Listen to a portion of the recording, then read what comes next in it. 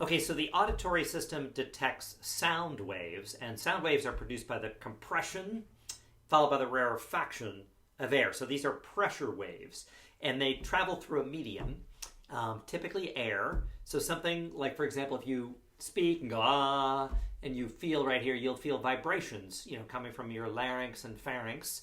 And that's going to generate these patterns of compression and rarefaction. If you open like an old speaker, you can sort of see the cone sort of pushing in and out.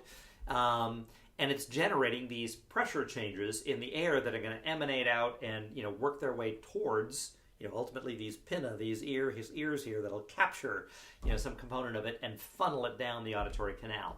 And there are three physical components to sound waves.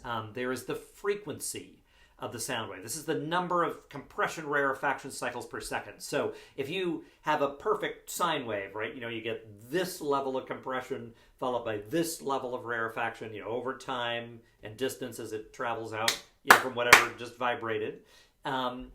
You can measure from, the peak of compression to the next peak of compression. That's considered to be one cycle, or the trough of, the rarefaction, the lowest pressure to the next trough of the lowest pressure.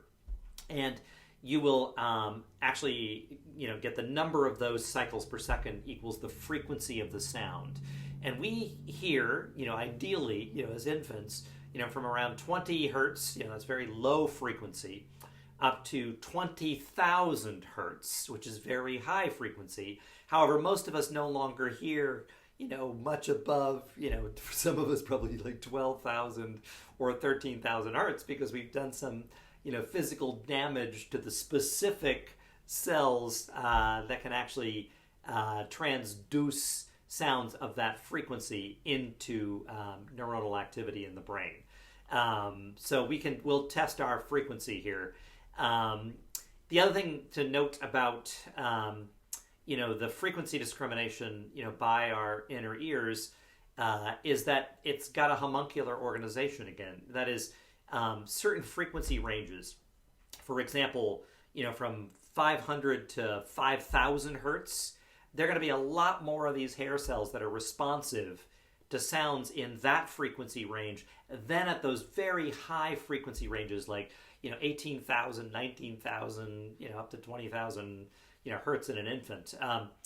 Those frequency ranges, they all sound like mosquitoes to us, but we have much greater discriminative capacity within the lower frequency ranges that actually correlate with the sounds of human speech. So we can hear, for example, if you're asking a question or if you're making a strong statement. I mean, there's specific frequency discriminative capacity that we've got that allows us to better interpret speech sounds and the meaning inherent in the prosody, or sing-song quality of speech. And frequency is a physical characteristic of sound waves, right? The number of cycles per second. But our perceptual experience of those frequencies is what we refer to as the pitch of the sound. So a low frequency sound is going to sound like a very low pitch sound.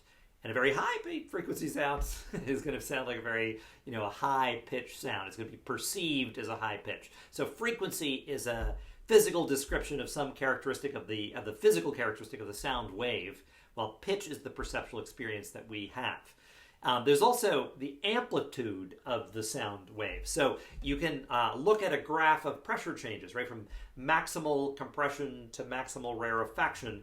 And the higher that range, right, the higher the amplitude, the bigger the difference in the maximum compression followed by the maximal, rarefaction.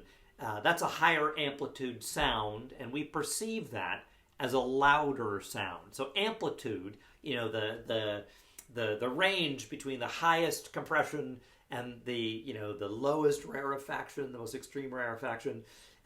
That's a physical characteristic called the amplitude of the sound wave, and it's correlated, we'll see, with the perceptual experience of loudness, how loud the sound is. Higher the amplitude, louder the sound.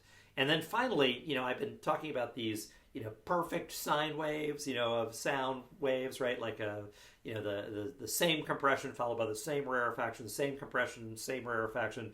But most sounds are composed of waves of various frequencies and amplitudes. So there's a lot of complexity in the sound waves that are actually arriving here, being captured by the pinna, and being funneled into the ear. So the complexity of the sound wave, musicians talk about perceptual aspects of as the timbre of the sound. It's actually spelled Timbre, but it's pronounced the timbre. And we also talk about like sort of the quality of the sound. My voice, for example, has a quality to it. It is not a perfect sine wave. There's a lot of complexity in the sound waves that are generated by all the movements, of the larynx and pharynx, basically in my throat.